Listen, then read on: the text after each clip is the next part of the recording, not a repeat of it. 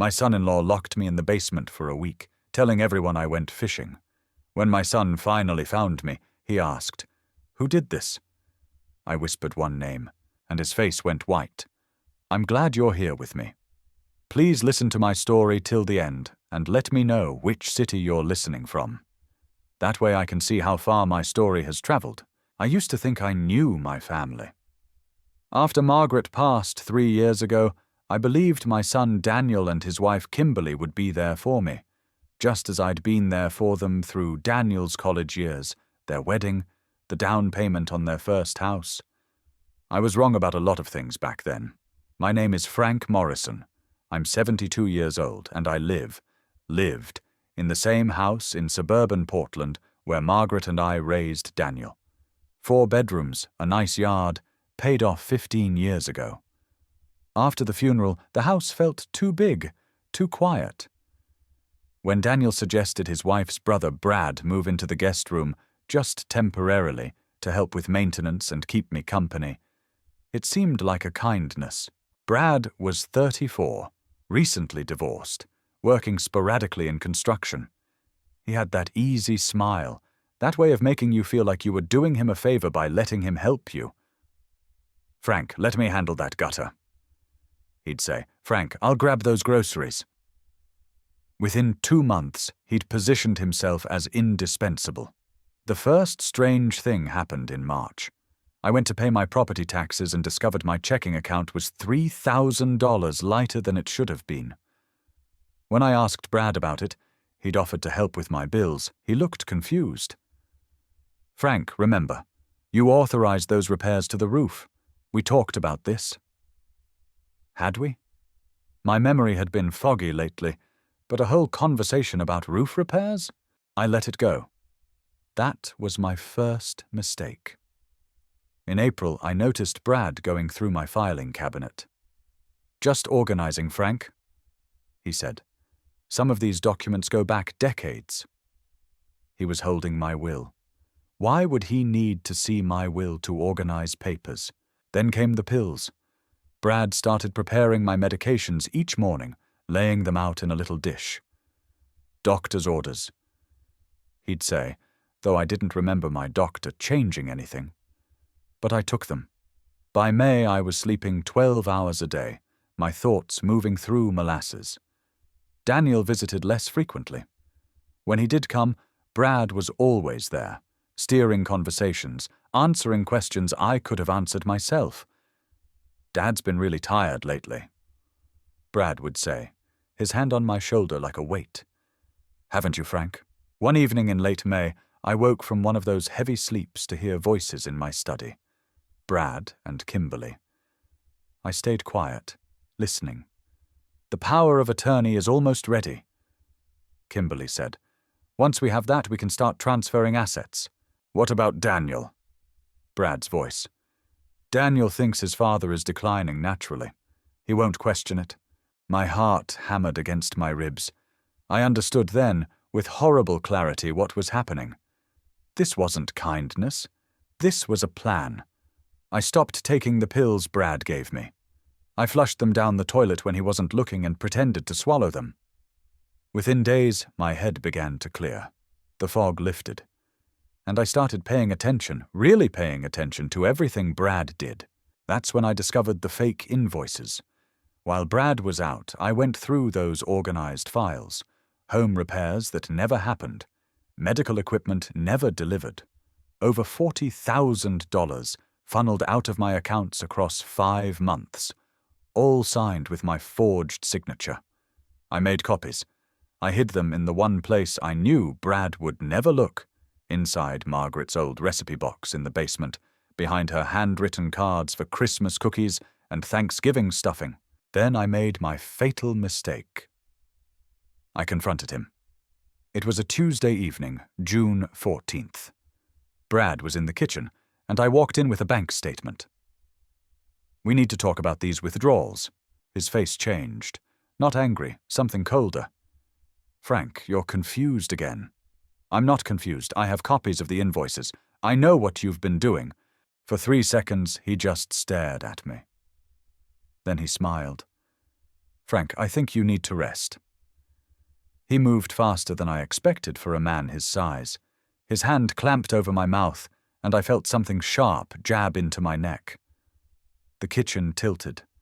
My legs went numb. I really didn't want it to come to this.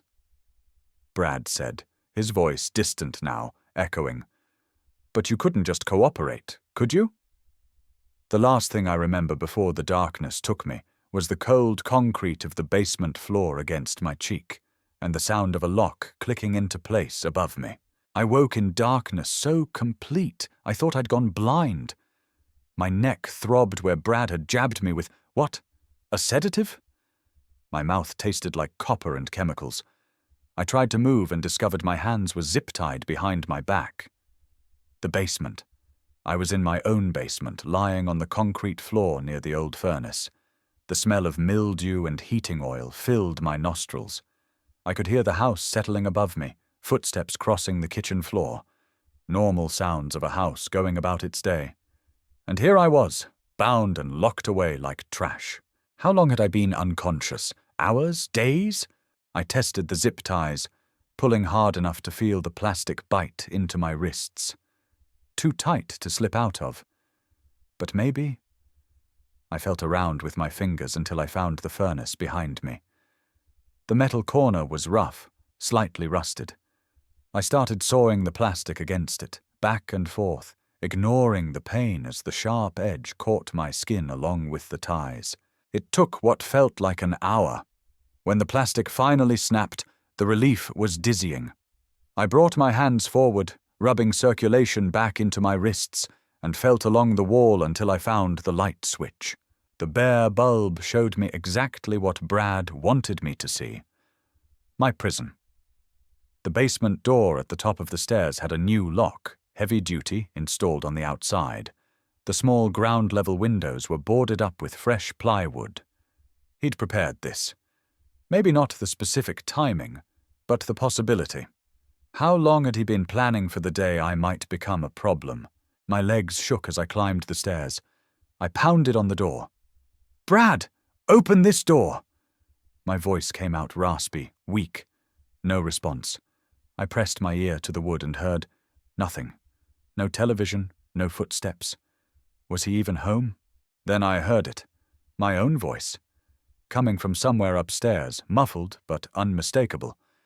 "Daniel, I'm really looking forward to this fishing trip. Need some time to clear my head." A recording?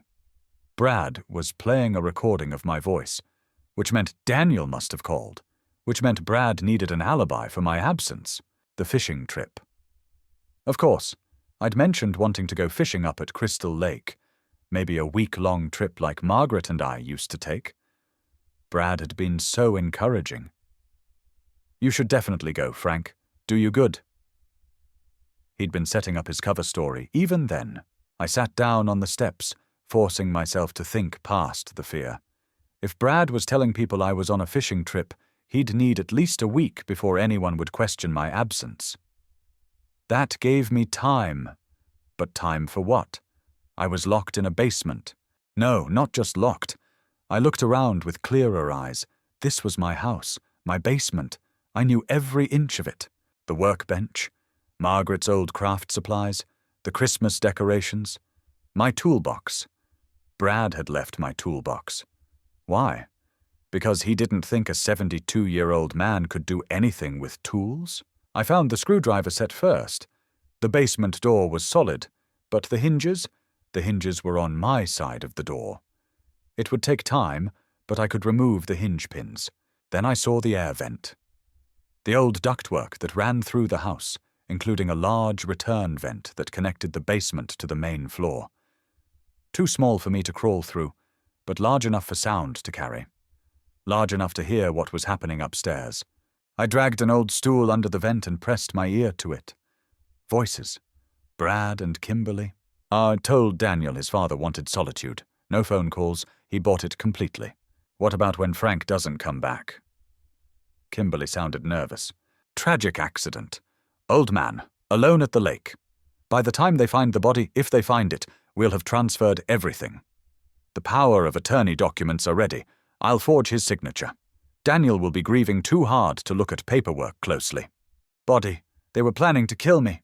The fear that washed over me was unlike anything I'd felt, even in Korea when the mortars were falling. This was my family, my son's wife, and they were calmly discussing my murder. But I wasn't dead yet, and I had something they didn't know about. Those copies hidden in Margaret's recipe box, just 15 feet from where I stood. I had evidence, I had time, and I had a plan forming. It took me 4 hours to remove the hinge pins. My hands cramped, my shoulders screamed, and twice I had to stop because I heard footsteps directly overhead. But when that last pin slid free and I lifted the door carefully off its frame, the triumph was sweet. I stepped into my own house like a ghost. Brad's truck was gone. I could see through the front window. He'd left me locked up while he ran errands, that confident. But he'd made a critical mistake. He'd underestimated what an angry old man could do with 4 hours and a screwdriver. I moved quickly. First, to Margaret's recipe box. I pulled out the envelope with the copied invoices, bank statements, the forged signatures. My hands shook holding them. This was it. Proof of embezzlement, fraud, forgery. $43,000 stolen over 5 months, documented in Brad's own handwriting. But I needed more. I needed proof of the imprisonment, proof of intent. I grabbed my phone from the charger. Brad had left it. Another piece of evidence that Frank was on his fishing trip. I took photographs of the basement door with its new exterior lock, the boarded windows, the zip ties still lying on the floor. Then I set up my old camcorder, the one from Daniel's childhood that I'd never thrown away, in the bookshelf with a view of the living room, hidden behind some encyclopedias. If Brad and Kimberly talked again, I'd have it on tape. Then came the hardest part. I had to go back into the basement. Every instinct screamed against it. But if Brad came home and found the door opened, found me free, he'd know I'd heard everything. He'd accelerate whatever plan he had. I needed him to think I was still trapped, still helpless, while I figured out how to get help. I reset the door on its hinges, leaving the pins only partially inserted, enough to hold the door closed, but loose enough that I could push it open from inside with pressure. I returned to the basement and pulled the door shut, hearing the latch click. Now I waited. Brad returned an hour later. I heard his truck in the driveway, heard the front door open. Footsteps crossed to the basement door. The lock rattled as he checked it. Satisfied, his footsteps retreated to the kitchen. I pressed my ear to the vent again. Phone call. Brad's voice. Yeah, Kimmy, it's all set. I've got the POA documents ready. Just need to practice his signature a few more times. No, he's still down there. Gave him some water this morning. 3 more days, then we do the lake thing. Daniel's completely in the dark. He thinks Dad's loving his fishing trip. 3 more days, that's all the time I had. But now Brad was home, and I needed to execute the next phase. I had to get out of this house and to somewhere safe, somewhere I could show this evidence to someone who would listen.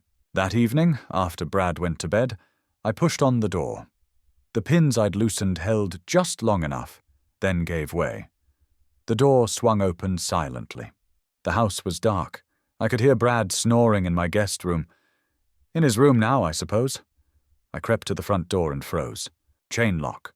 He'd added a chain lock, high up, the kind that requires a key. The back door, same thing. Every exit secured from inside. He'd turned my house into a real prison. The windows, then. I went to the kitchen window, the one overlooking the backyard. Locked, but I could break it. But that would make noise, and Brad was a light sleeper, and I was still weak from whatever he'd drugged me with. Think, Frank, think. Then I remembered. The crawl space access in the basement.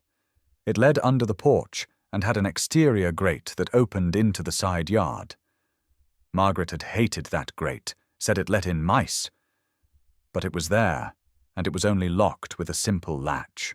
I returned to the basement, found the crawl space access behind the water heater. The opening was small, tight. Could I even fit through? I had to try. I pushed my way into the darkness, feeling cobwebs catch in my hair, tasting dust and earth. The space was only about 2 feet high. I crawled on my belly, pulling myself forward with my elbows, my heart hammering so hard I thought Brad might hear it through the floor. The crawl space seemed endless in the darkness. Every few feet I had to stop, gasping for breath, feeling the weight of the house pressing down above me. My shoulders scraped against floor joists. Something skittered past my hand. Mouse! Spider! I didn't care. I kept moving. Finally, I felt metal. The exterior grate. I pushed against it, but it didn't budge. The latch was rusted. Of course it was. It hadn't been opened in 20 years. I braced my shoulder against it and shoved. The metal groaned. Too loud. I froze, listening. Nothing from the house. I pushed again, harder. The latch broke free with a crack that sounded like a gunshot in the confined space. I squeezed through the opening and emerged into my own side yard at 3 a.m, covered in cobwebs and dirt, gasping like I'd surfaced from deep water. The neighbor's house. Bill and Martha Peterson, married 40 years, retired teachers. Their bedroom light was off, but I stumbled to their door anyway and pressed the bell, held it down. Bill opened the door in his bathrobe, his face changing from annoyance to shock. "Frank? Jesus Christ, we thought you were... What happened to you?" "Call 911, I managed. "Brad locked me in the basement. He's trying to steal everything. I have proof." The police came. 2 officers, young enough to be my grandchildren. I showed them the evidence, the photos on my phone, the documents, the recording of Brad and Kimberly planning my accident. I watched their faces shift from skepticism to belief to anger. They arrested Brad at 4:47 a.m. I was standing in the Petersons' living room, wrapped in a borrowed blanket, when I saw the officers lead him out in handcuffs. He looked at me across the yard, and his face was pure rage. "You made a mistake, old man," he shouted. "You think this is over? Daniel will never believe you. He's my family now." The officers pushed him into the car. But his words echoed in my mind. By morning, the story was out. Daniel called me at the Petersons' house. The police had notified him. His voice was shattered. "Dad, I don't understand. Brad said you were confused, that you'd been having memory issues." "I know what he told you," I said. "I have proof of everything. Come see me." He came, but Kimberly came with him. They sat in the Petersons' living room while I laid out the evidence. The forged documents, the bank statements, the photos of the basement locks, the recording of their conversation. Daniel's face went white. He looked at his wife. "Kimmy, did you know about this?" "She was good. I'll give her that." Tears welled in her eyes. "Daniel, your father is confused. Brad was trying to help manage his finances and Frank misunderstood. That recording is taken out of context." "Out of context?" My voice was sharp. "Your brother imprisoned me. He drugged me. He was planning to kill me and make it look like an accident." "That's insane!" Kimberly stood up, her voice rising. "Brad would never. Frank, you need help. Professional help. Daniel, this is exactly what we've been worried about. The paranoia, the confusion." "I'm not confused!" I slammed my hand on the table. "I have $43,000 in fraudulent charges, all signed with my forged signature." "Dad." Daniel's voice was quiet. "Maybe we should get you evaluated, just to be safe. My son, my own son, looking at me like I was the problem." Kimberly pressed her advantage. "We want to help you, Frank. We can find a wonderful care facility." "I'm not going to any facility." "Then you're putting yourself at risk." Her voice turned cold. "If something happens to you, if you fall, if you have another episode, Daniel and I will have to take legal action for your own safety." There it was, the threat underneath the concern. "Commit yourself, or we'll have you committed." They left. Daniel wouldn't look at me. I stayed with the Petersons for 3 days. Martha brought me soup, and Bill set up the guest room. I slept 14 hours the first night, my body finally releasing the tension, the fear, the exhaustion. But I couldn't stay there forever. And Brad was out on bail. His sister had posted it. The police said the case would take months to build. I needed a lawyer, a good one, and I needed to prepare for war. The lawyer's name was Patricia Chen, 50-something, with sharp eyes and a reputation for elder abuse cases. Bill Peterson recommended her. "She doesn't lose," he said. Patricia sat across from me in her downtown office, reviewing my evidence with the focus of a surgeon examining X-rays. After 20 minutes, she looked up. "Mr. Morrison, this is one of the clearest cases of financial exploitation and attempted guardianship fraud I've seen. The imprisonment adds false imprisonment and possibly attempted murder. You have documentation most victims never get. What do I do now?" "We file for a restraining order against Brad and Kimberly. We freeze your assets so nothing more can be transferred. We file a civil suit for recovery of stolen funds plus damages, and—" She paused. "We prepare for them to fight back. People who've gone this far don't quit easily." She was right. The next attempt came on a Tuesday. I'd returned home, the police had removed the locks Brad installed, and I'd had a security system installed. Cameras everywhere. I was in the kitchen making coffee when the doorbell rang. Kimberly. Alone. She held a casserole dish and wore a soft pink sweater, her hair pulled back. She looked like every wholesome daughter-in-law in America. "Frank," she said through the door camera intercom. "Please, can we talk? I brought your favorite, Margaret's chicken casserole recipe." I almost laughed. Margaret's recipe. As if I'd forget who taught Kimberly that recipe in the first place. "You can leave it on the porch," I said through the speaker. 5 minutes, please. I owe you an explanation." Against my better judgment, or maybe because Patricia had told me to document everything, I opened the door. But I kept the security chain on. Kimberly's eyes were red. "Frank, I didn't know about Brad's plans. When I found out what he'd done, I was horrified." "You were on the recording, Kimberly, discussing transferring my assets. That was about helping you manage your money. Brad twisted it into something else. He lied to me, too." A tear rolled down her cheek. "I've left him. I'm filing for divorce. Daniel and we want to help you through this. We want our relationship back. It was a good performance, Academy Award worthy. But I'd been married for 47 years.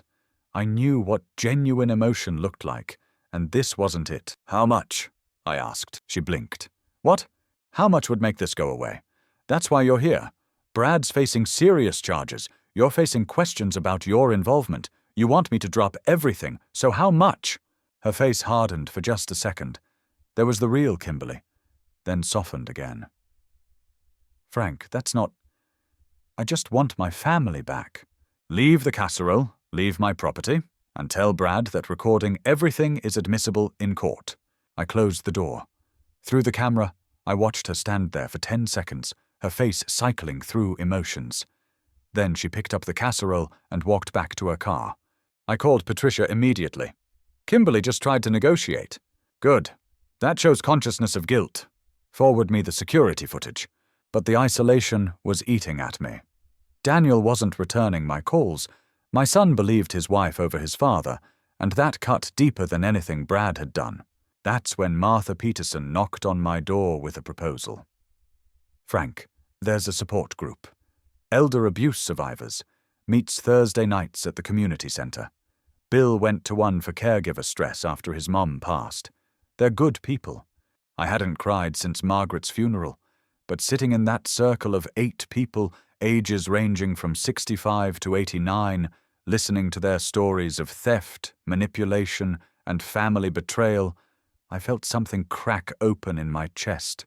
A woman named Dorothy, 81, reached over and squeezed my hand. "You did the hardest part," she said. "You survived. You fought back. A lot of us didn't have that courage." I met with them every Thursday after that. They understood what the police, the lawyers, even well-meaning friends couldn't. The specific betrayal of being victimized by family. The shame of it. The way it makes you question your own judgment. And they gave me something else. Tactical advice. Dorothy had fought off her nephew's guardianship attempt. Robert had recovered stolen property from his daughter. Linda had successfully prosecuted her son-in-law for fraud. Document everything, Linda told me. Every contact, every threat, every attempt at manipulation. They'll try again. They always do.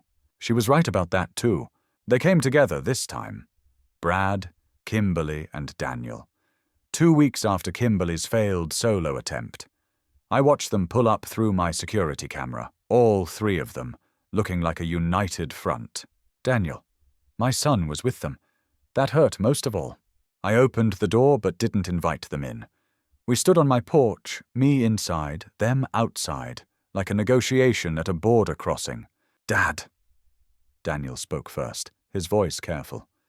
We need to talk. Really talk. Can we come in? Security cameras are recording, I said. Everything you say is being documented. My lawyer advised me not to meet with you without witnesses, but I'm willing to hear what you have to say. Here. Brad's jaw tightened, but he painted on a smile. Frank, I came to apologize. I made mistakes, serious mistakes. I was trying to help, and I went about it all wrong. The basement thing, I panicked. You were saying things that weren't true, and I didn't know what to do. Things that weren't true? My voice was ice. You stole $43,000. You imprisoned me. You planned my murder. That recording was us venting, taken completely out of Brad. Kimberly put a hand on his arm, cutting him off. She turned to me. Frank, we're family. Can't we work this out between ourselves? Without lawyers, without police, without all this ugliness? What exactly are you proposing? Daniel stepped forward. Dad, if you drop the charges, if we can all sit down with a mediator, Brad will pay back everything. With interest. We'll get you a financial advisor, someone independent to manage my money? I almost laughed. Daniel, your wife and her brother tried to steal everything I have. They were going to kill me and make it look like an accident. And you want me to let them manage my finances? Dad, you're not thinking clearly. The stress, the isolation. I'm thinking perfectly clearly. For the first time in months, actually, now that I'm not being drugged. Brad's mask slipped. You can't prove that. I kept the pills. Had them tested. Enough sedatives to keep an elephant drowsy. Prescribed to a Frank Morrison by a doctor I've never seen at a pharmacy that doesn't exist. Try again. Kimberly's voice turned sharp. Frank, you need to think about Daniel. This is destroying him. He's caught between his father and his family. I am his family. And if you continue with this vindictive crusade, you're going to lose him forever. Is that what you want? To die alone, bitter, with no son at your funeral? There it was. The real threat underneath the reconciliation theater. Brad leaned forward. Here's what's going to happen, Frank. You drop everything, we settle quietly, and you get to keep your relationship with your son.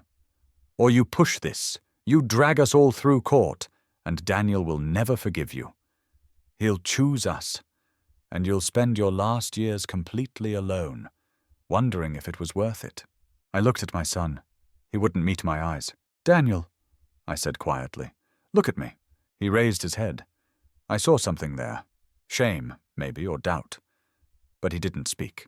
Your mother made me promise before she died that I'd always tell you the truth, even when it was hard, especially when it was hard. My voice cracked. These people tried to kill me. If I don't stop them, they'll try again. And next time, they might succeed. Is that what you want? Daniel's face crumpled. For a second, I thought I'd reached him. Then Kimberly's hand slipped into his, and his expression closed again. Dad, you need help. Get off my property, all of you. Brad's face turned ugly. You're making a mistake, old man. We tried to be reasonable. Now we do this the hard way. The hard way is criminal prosecution and a civil suit. Bring it on. They left. I watched through the camera as Brad kicked my mailbox on the way to the car, hard enough to dent it. I sat down in my living room, my hands shaking. Fear rolled through me, real fear. They weren't giving up. They were escalating, and they had my son. But under the fear, something harder was forming. They thought I was a helpless old man. They thought I'd fold under pressure. They were wrong. The trial date was set for October 15th. Criminal charges first. false imprisonment, elder abuse, fraud, forgery. The civil suit would follow. Patricia Chen filed everything with surgical precision. But Brad's lawyer, expensive, sharp-suited, the kind who defends white-collar criminals, filed for dismissal, argued I was mentally incompetent, argued the imprisonment was actually protective custody, argued everything was a misunderstanding blown out of proportion by a confused old man. The judge ordered a competency evaluation. I sat through 4 hours of cognitive tests, psychiatric interviews, memory assessments. The psychologist was thorough, professional, and at the end, her report was unequivocal. Mr. Morrison shows no signs of dementia, cognitive impairment, or mental illness. His memory is excellent for his age. He presents as clear-minded, articulate, and fully competent to manage his affairs. Brad's defense collapsed like a house of cards. The preliminary hearing was in late September. Small courtroom. Just the judge hearing evidence to determine if the case would proceed to full trial. I sat behind Patricia while she methodically presented everything. The bank records, the forged signatures, the photos of the basement locks, the recording. Brad's lawyer objected to the recording. "Hearsay, Your Honor. Inadmissible." Patricia smiled. "The defendant is present in the recording, Your Honor. It's a statement against interest, perfectly admissible." Then she played it. In that quiet courtroom, Brad and Kimberly's voices discussing my murder filled the air. "By the time they find the body, if they find it, we'll have transferred everything." I watched Brad's face. He'd gone pale. His lawyer whispered furiously to him, but Patricia wasn't done. She called witnesses. Bill Peterson, who testified about finding me that night, covered in dirt and cobwebs. The police officers who documented the scene, the pharmacist who confirmed the fake prescription, the handwriting expert who matched Brad's writing to the forged signatures. Then she called me. I walked to the stand with my head up. Took the oath. Told my story from beginning to end, every detail, every moment of realization that the man living in my house was systematically destroying my life. Brad's lawyer cross-examined. "Mr. Morrison, isn't it true that you've been experiencing memory problems?" "No." "Isn't it true that you asked my client to help manage your finances because you felt overwhelmed?" "I never asked him to manage anything. He offered. There's a difference." "Isn't it possible you simply don't remember conversations about these expenditures?" "I remember being locked in my basement for 7 days. Do you forget things like that?" The lawyer tried a different angle. "You claim my client drugged you, but you have no proof." "I have the pills he gave me, tested by an independent lab. Sedatives prescribed under my name by a fictional doctor. Would you like to see the lab report?" Patricia handed it over. The lawyer's face tightened. The judge listened to everything. At the end, he leaned back in his chair. "I've heard enough. This case will proceed to trial. Furthermore, I'm issuing a temporary restraining order. The defendants are to have no contact with Mr. Morrison, directly or through third parties. Bail conditions are modified. Mr. Brad Sullivan will be fitted with a GPS monitor." Brad exploded. "This is bullshit! He's lying! He's a senile old—" "Mr. Sullivan." The judge's voice cracked like a whip. "Control yourself, or I'll hold you in contempt." Brad's lawyer grabbed his arm, pulled him back down. But the damage was done. The judge had seen the real Brad, the angry, violent man behind the helpful facade. We left the courthouse in sunlight. Patricia put a hand on my shoulder. "That went exactly as I hoped. The judge sees through them. The criminal case is solid. They'll probably try to plea bargain now." "No bargains," I said. "I want a trial. I want everything on the record." She nodded. "Then that's what we'll do." I saw them across the courthouse steps. Brad, Kimberly, and their lawyers clustered together in intense conversation. Kimberly was crying. Brad's face was twisted with rage, and standing apart from them, looking lost and broken, was Daniel, my son. I wanted to go to him, to shake him, to make him see what was happening. But the restraining order worked both ways now. I couldn't approach. He looked up, met my eyes across the distance. For the first time in months, I saw clarity there. Doubt. Maybe even the beginning of understanding. Then Kimberly pulled him away, and they were gone. The full trial began November 3rd. By then, everything had changed. Daniel called me on October 20th, 2 weeks after the preliminary hearing. His voice was hoarse. "Dad, I need to see you. The restraining order. I'm not with them anymore. I moved out. I'm staying at a hotel. Can I come over?" He arrived an hour later. He'd lost weight. His eyes were hollow. He stood in my doorway, the same doorway where I'd raised him, where Margaret had photographed him before prom, where he'd brought Kimberly for the first time 15 years ago. And he broke down. "Dad, I'm so sorry. I'm so sorry. I should have believed you. I should have seen." The words dissolved into sobs. I held my son, let him cry. When he could speak again, he told me everything. After the preliminary hearing, he'd started noticing things. The way Kimberly and Brad spoke when they thought he wasn't listening. The way they dismissed his questions. He'd gone through their financial records and found a bank account he didn't know existed, in Kimberly's name, with deposits matching the amount stolen from me. She'd been planning this for months, maybe years, waiting for the right opportunity. Daniel's voice was dead. She never loved me. She loved what I could give her access to. To you. To your money. He testified at the trial. Star witness for the prosecution. He told the jury about Brad's arrival, about the gradual isolation tactics, about the recordings he'd found on Kimberly's phone after she'd left it unlocked. Recordings of her and Brad planning every step. The defense tried to paint Daniel as a disgruntled spouse, but it didn't work. His testimony was too detailed, too painful, too obviously true. The jury deliberated for 3 hours, guilty on all counts: false imprisonment, elder abuse, fraud, forgery, conspiracy to commit murder. Brad got 15 years. Kimberly got 12. Her lawyer managed to argue she was under Brad's influence, though nobody in that courtroom believed it. But the criminal trial was just the beginning. The civil suit was a massacre. Patricia went for everything: recovery of stolen funds, punitive damages, emotional distress, legal fees. She brought in expert witnesses on elder abuse, financial analysts who showed the full extent of the planned theft.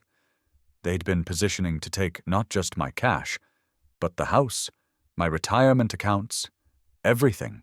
The jury awarded me $340,000, triple damages plus legal fees. Brad and Kimberly had nothing. Brad's construction business was already failing. Kimberly's teacher's salary wouldn't cover a fraction of it. We put liens on everything: their house, their cars, future earnings. But I wanted them to understand something more than money. During the civil trial, I took the stand one more time. This time, I wasn't just answering questions. I spoke directly to them, sitting at the defense table. "You thought I was weak," I said. "An easy target. An old man, alone, grieving, confused. You thought you could take everything I built with Margaret. 47 years of marriage, of work, of saving and planning for our son's future, and I'd be too weak to stop you." Brad stared at the table. Kimberly's face was stone. "You were wrong. I'm 72 years old. I served in Korea. I built a business from nothing. I raised a good son, despite your best efforts to turn him against me. And when you tried to destroy me, I did what I've always done. I fought back." The judge allowed it. Maybe he shouldn't have, but he did. And I saw it land. The absolute defeat in their eyes. The civil judgment came down on December 10th. The judge added one more thing.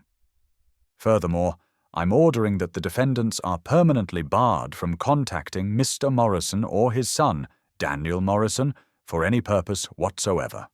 This restraining order is permanent and survives any future legal proceedings." Patricia hugged me outside the courthouse. "You won, Frank, completely." Daniel was there too.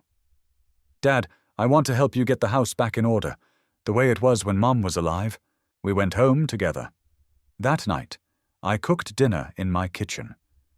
My kitchen, for the first time in 8 months. Spaghetti, Margaret's recipe. Daniel and I ate in silence for a while. "She'd be proud of you," Daniel said finally. "Mom, she always said you were tougher than you looked." She was right about most things. I raised my glass. To your mother, and to second chances.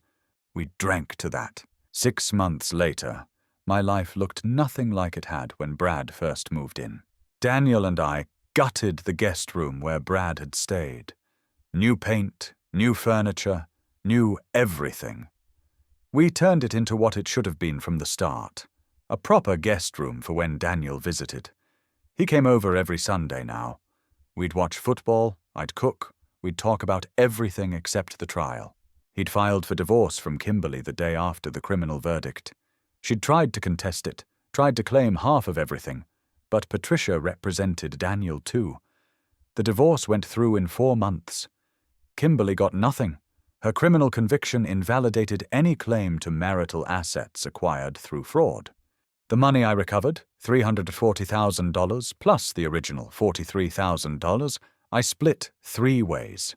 A third went to Daniel to help him start over.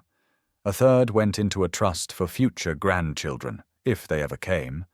And a third I donated to the Elder Abuse Prevention Foundation, in Margaret's name. The foundation asked me to speak at their annual fundraiser in June. I stood in front of 200 people and told my story. When I finished, the standing ovation lasted 5 minutes. 3 elderly people came up to me afterward with their own stories of family theft, asking for advice. I started volunteering. Every Tuesday, I went to the community center and talked to seniors about financial protection, warning signs, legal resources. Dorothy from my support group joined me. We made a good team. Her warmth balanced my bluntness. In August, Daniel met someone. Rachel, a pediatric nurse, divorced, kind eyes. They went on a first date, then a second. Then she was coming to Sunday dinners too. She brought homemade pie. She asked about Margaret, really asked, wanted to hear stories. I liked her immediately. "Dad?" Daniel said one Sunday, standing in the kitchen while I made coffee. "I want to thank you." "For what?" "For not giving up. On yourself. On me. Even when I didn't deserve it." His voice cracked.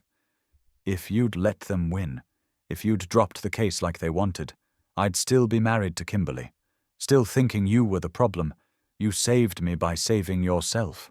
I gripped his shoulder. "You're my son. I'd fight a lot harder than that for you."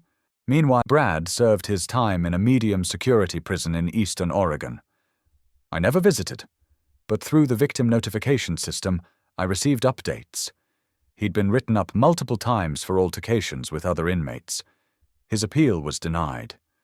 His construction business dissolved completely. His former partners sued him for fraud too. Turned out I wasn't his only victim. His ex Kimberly lasted 3 months in the women's prison before requesting protective custody. Apparently, even criminals have standards about people who abuse the elderly. She lost her teaching license permanently. Her parents, who I'd met once at Daniel and Kimberly's wedding, nice people, horrified by what their daughter had done, disowned her publicly. The house Daniel and Kimberly had shared, foreclosed. Her car, repossessed. Every month, her prison wages were garnished to pay down the civil judgment. She'd be paying it until she was 70 years old. Patricia sent me updates, not because I asked, but because she thought I should know. "They tried to file bankruptcy," she said during one call. "The judge denied it, said the debt was incurred through willful and malicious conduct. They can't discharge it, ever. I should have felt satisfaction. Maybe I did, a little, but mostly I felt tired. They'd stolen months of my life, poisoned my relationship with my son, turned my home into a prison. No amount of legal victory could give that time back. But I had what mattered: Daniel, my health, my home, my freedom, and I had purpose, helping others avoid what I'd gone through. On Thanksgiving, Daniel and Rachel came over. Rachel brought her daughter, Emma, age 7, smart as a whip. Emma sat on my couch and asked me to tell her about Margaret. I did, pulling out photo albums, showing her pictures of a woman who'd been gone for 4 years but still felt present in every corner of this house. "She was beautiful," Emma said. Yes, she was. That night, after they left, I sat in Margaret's chair and looked around my living room. My home, mine again. Finally. So that's my story. A 72-year-old man, locked in his own basement who refused to be a victim. I ask you, what would you have done? When family betrays you, when your own son doubts you, when the people you trusted most want you dead, do you fight or do you fold? I fought, and I won. If this story resonated with you, leave a comment below. Share your thoughts, your own experiences. Subscribe to hear more true stories of survival and justice. My channel has dozens more like this. Stories of ordinary people who fought back against extraordinary betrayal. Thank you for listening. Remember, you're stronger than you think, and it's never too late to fight back.